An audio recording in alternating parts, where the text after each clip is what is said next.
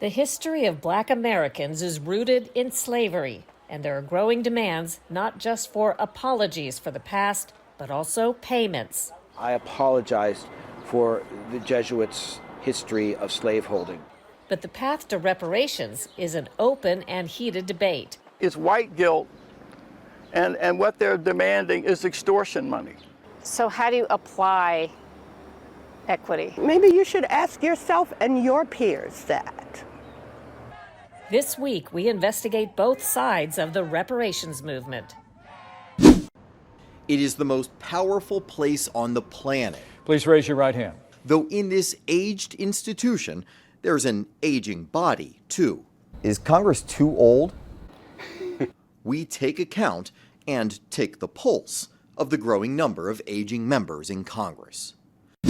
And a look into a little-known business of the border crisis. Who's stashing them and where are they going next? Once they come into Mexico, they become property of the cartels. This week, we are on the border in Texas to learn about the side hustle of stash houses for illegal immigrants and the dangerous business behind human trafficking.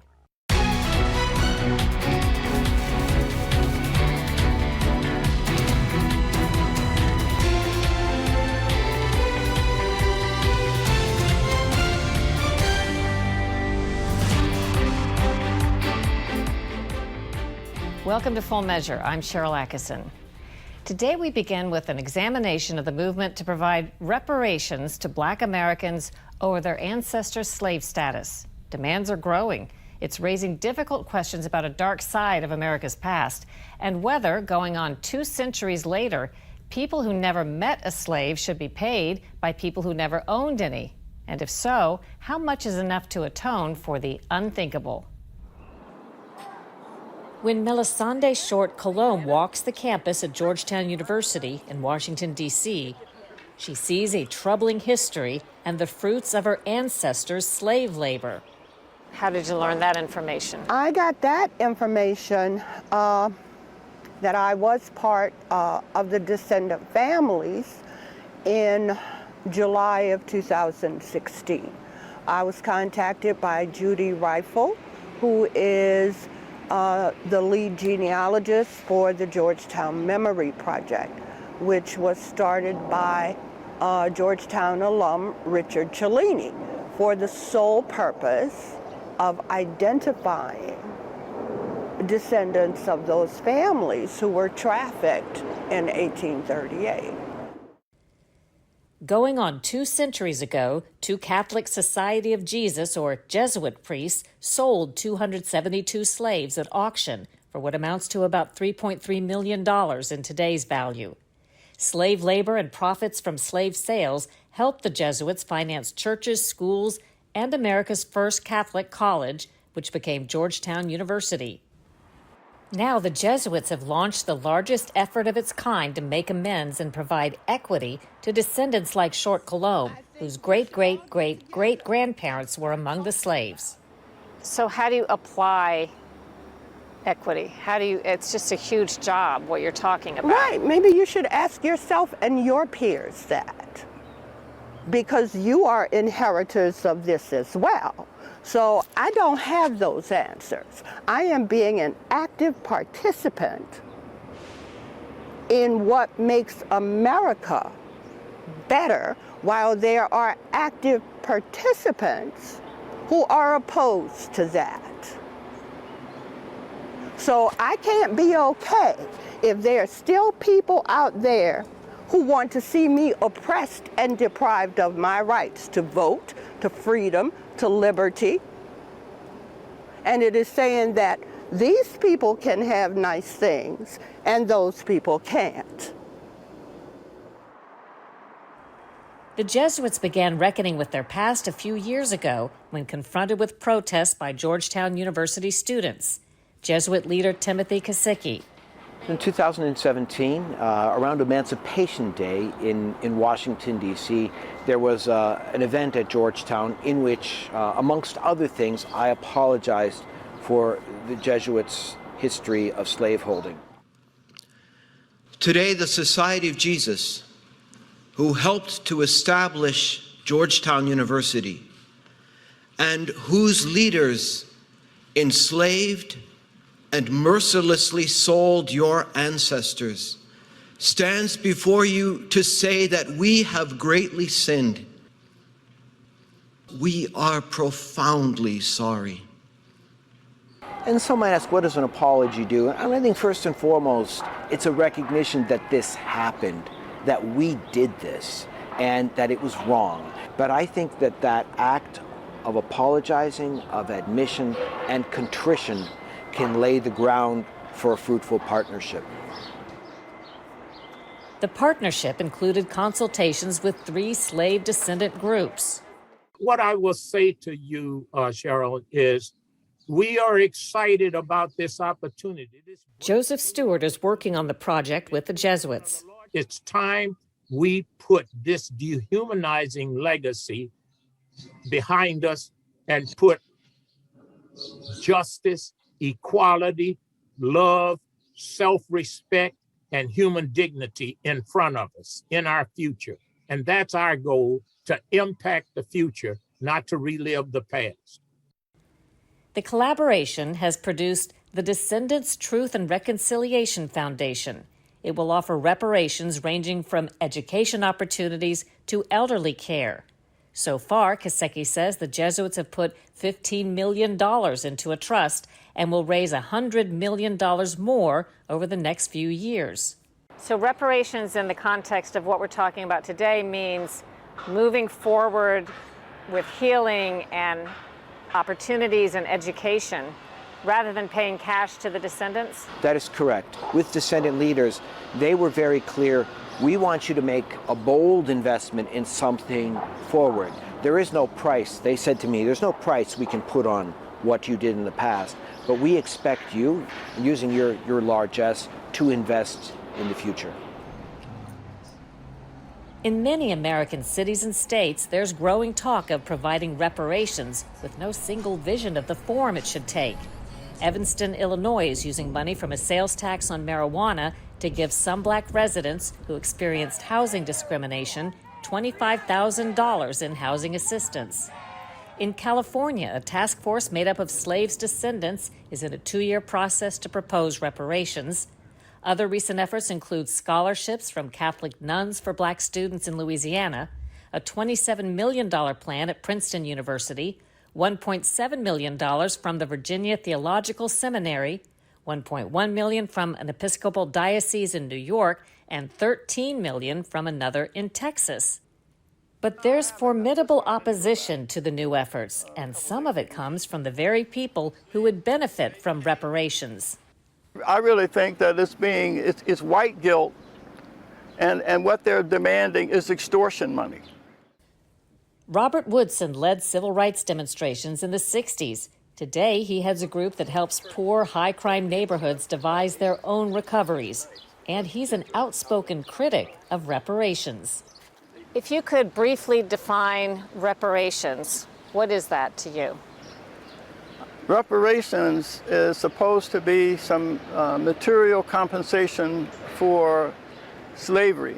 And back in the 60s, we were talking about the clenched fist, Black power and self-determination.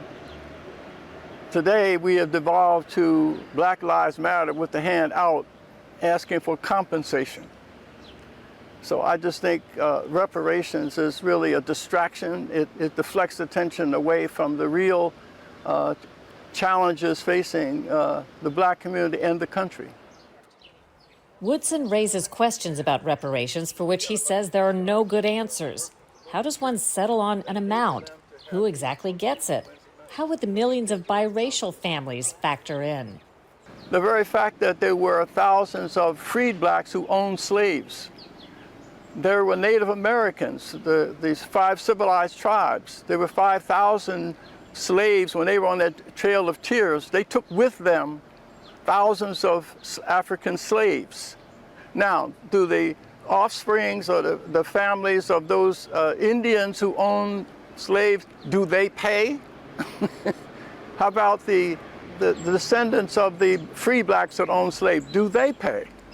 Here again, what is the purpose? Is it to punish white people for the sins of the past? Are we seeking cosmic justice?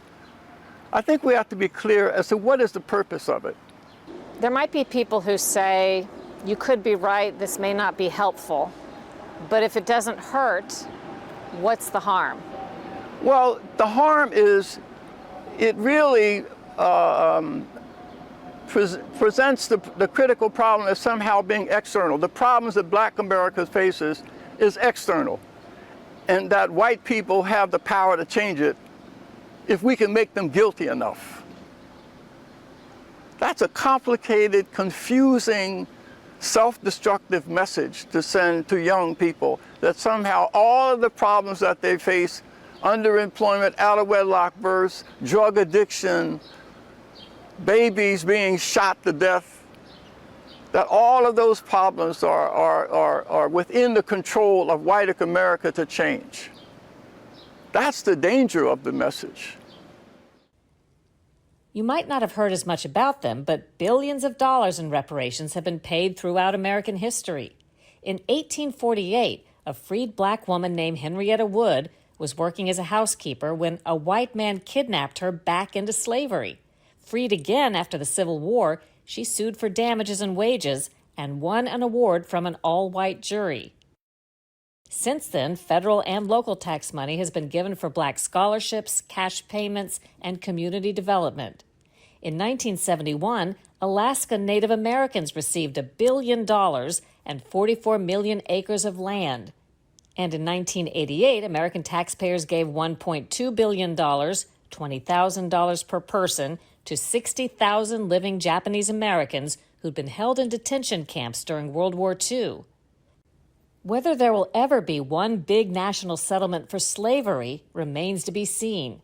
A congressional proposal to study a federal reparations program hasn't gone anywhere since April. But the debate is stirring long-standing resentments and even dividing civil rights allies. Where in the world does anybody identify someone as their victimizer who knocks them down, and they demand that the victimizer come and lift them up? If somebody does, they ought to take you to a mental institution. The victimizer might have knocked you down, but the victim has to get up. And it also prevents Black America from addressing the enemy within.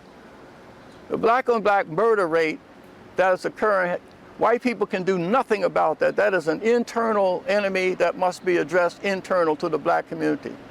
So what I'm recommending, there be a 1-year moratorium on talking about white people at all. Let's stop talking about white people for 1 year and come together within the Black community and talk about what we can do to address the enemy within. It doesn't make things right. No. It doesn't mean things are forgiven. No. What does it do? Georgetown has stepped up in a leadership position. I expect them to use all the expertise that they have at their fingertips and in their students and their alumni and connections in the world to figure that out. One economist from Duke University has estimated that a comprehensive reparations program would cost the federal government and taxpayers at least $11 trillion. Ahead on Full Measure, a look at why so many of our elected officials are so old.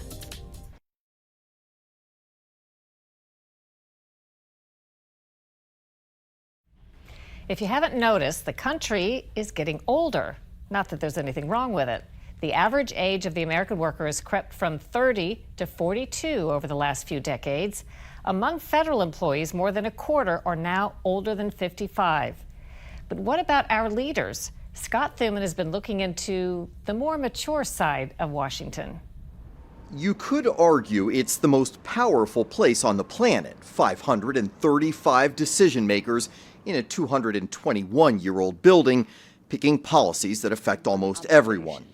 The 4 reasons why every member should vote for this bill today. Though in this aged institution, there's an aging body, too. As 2022 gets underway, just look at the current House leadership. Speaker Nancy Pelosi, 81, Steny Hoyer, 82, James Clyburn, 81. But not for me. As for Republicans, while Minority Leader Kevin McCarthy is only 56, the the top Senate Republican Mitch McConnell's 79. In fact, this is the oldest U.S. Senate ever, with only one member, Georgia's John Ossoff, under 40. Is Congress too old?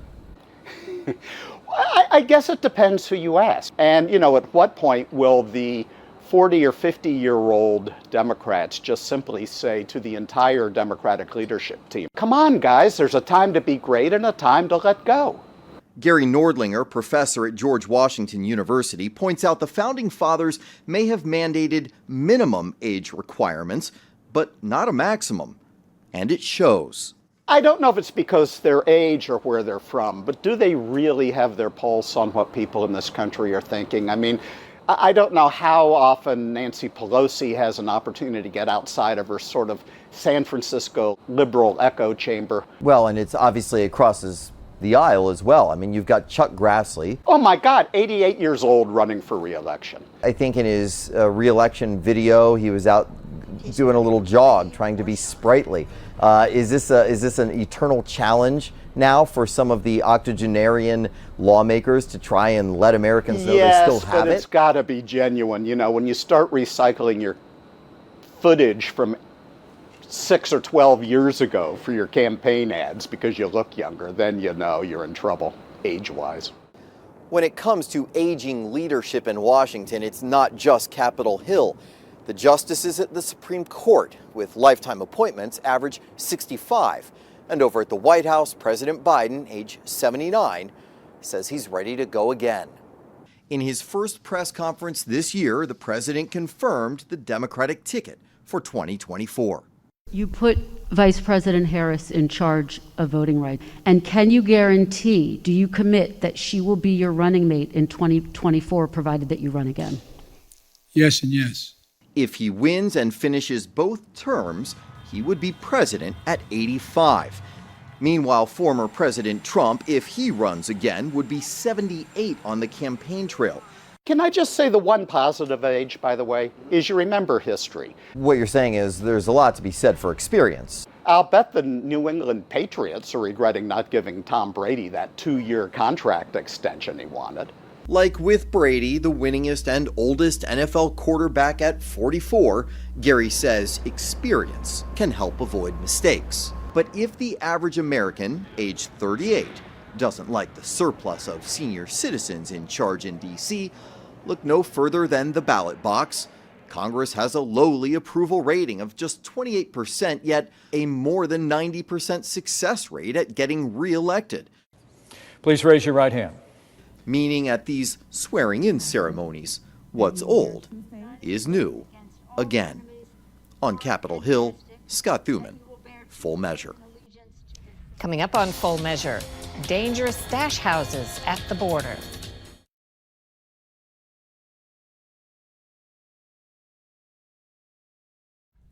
One growing danger in America's border crisis surrounds stash houses. Cartel criminals move humans across the border into the U.S., holding them like cattle in poor and dangerous conditions. Southern Texas is one place where the number of stash houses and related crime are spiking, with a record number of illegal border crossings. Roma, Texas. Border Patrol gets called about a suspected stash house for human smuggling. When agents arrive, 15 people run out the back, 17 more inside. An hour's drive away in Edinburgh, Texas, 27 illegal immigrants are found stuffed in an apartment. Stash houses are where illegal immigrants are held until the cartels can distribute them across the U.S.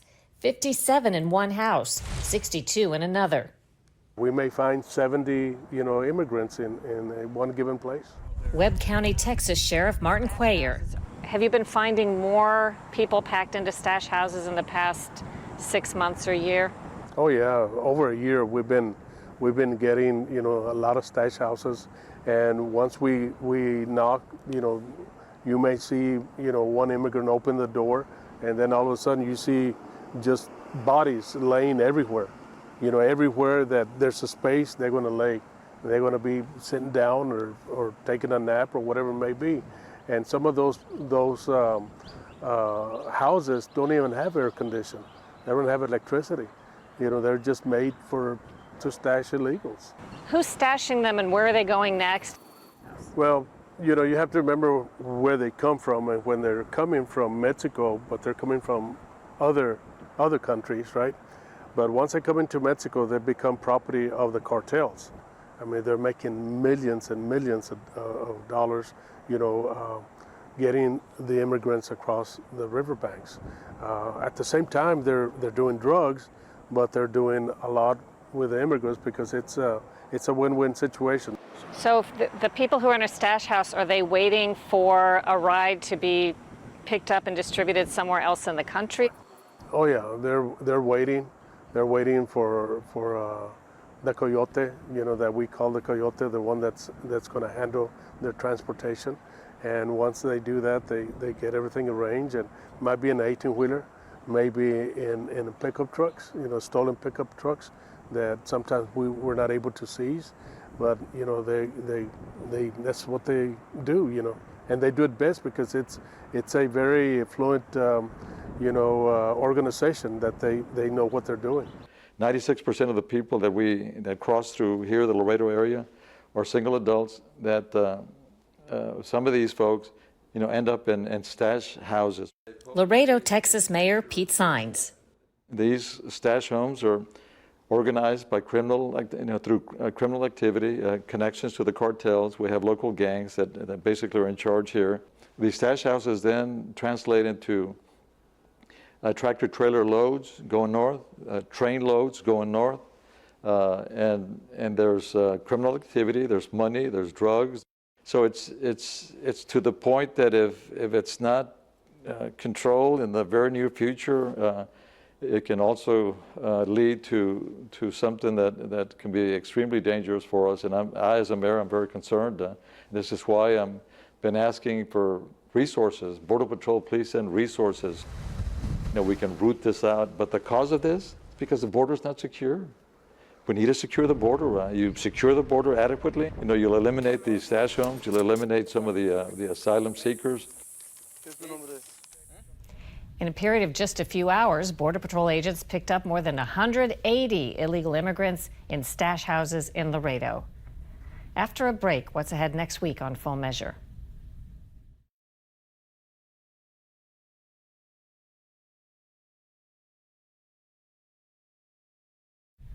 Coming up next week on Full Measure, a decade-long debate: should TV cameras be allowed in courtrooms? And some justices have said it would be over my dead body that we'll have cameras in the Supreme Court. We will have a rundown of the history of cameras in court and what may be next week on Full Measure. If it doesn't fit, you must acquit. Until then, thanks for watching. I'm Sharyl Attkisson.